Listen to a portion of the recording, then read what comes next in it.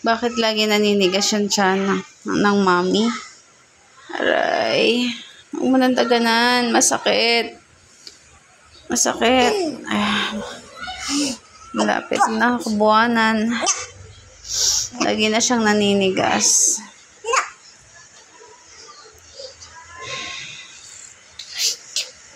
Hindi na ako makatulog sa gabi.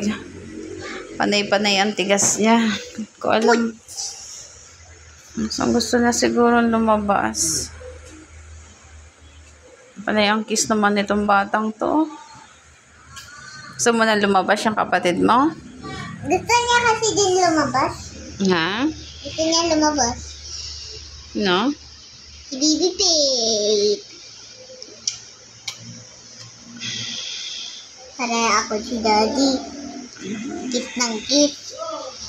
Love mo yan? Ako nag-aalaga nito. Love ko to. Higpit mo! Mamaya, huwag mo nang guluhin kasi tumitigas eh.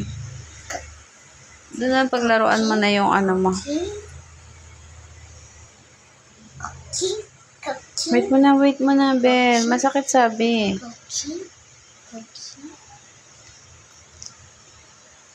Ano, gumagalaw. Oh, nakita mo yun? Wag. Ulit mo.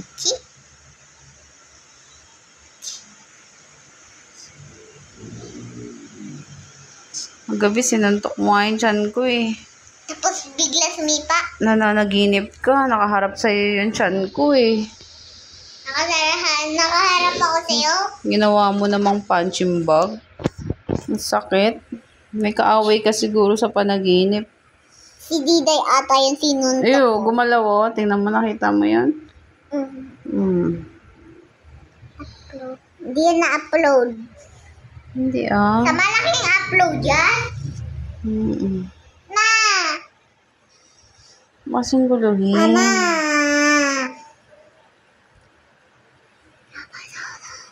Bibigay kita doon sa ano mo. Sige ka.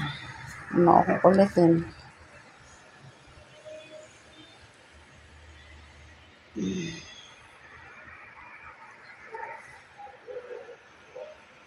Ay, sus. Yung hirap ka na, tas may makulit pang bata. Ang pangalan, Belat.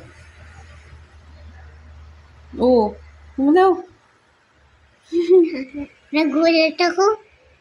Gumalaw. Naramdaman ko. Sinipa ako.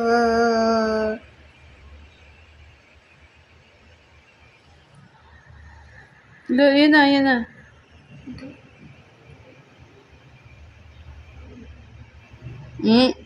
Diba? Nakita mo yun? Ayun o, doon. Nandun siya sa gilid. Oh! Ay, ang galing! Ay, galing. Wala, nagpapasikat siya.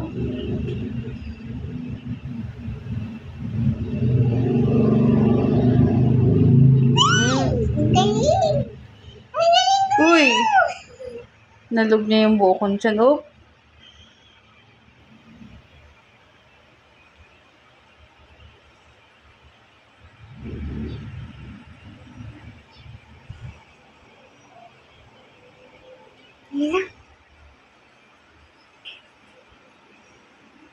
Ang galawin kasi naipaglaro siya. Nakikipagkaroon ako.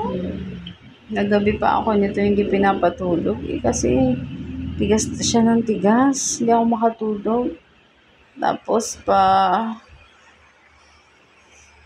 palipat-lipat ako ng posisyon. Sobra ka na, Isabel, ha? Hindi na ako natutuwa sa kulit mo. Tapusin mo na yung pinapagawa ko. Hira na ulit ko. Oh my God, Puro yung puyod mo yung iniintindi mo. Hindi mo iniintindi yung sinasabi ko sa'yo. Sige ka. Napasok ka na.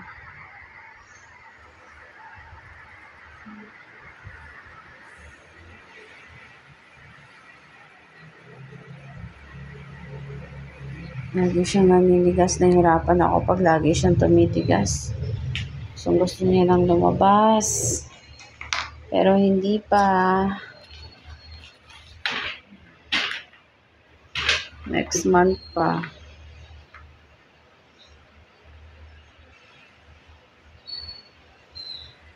Yan. Very good. I-checkan ko yan.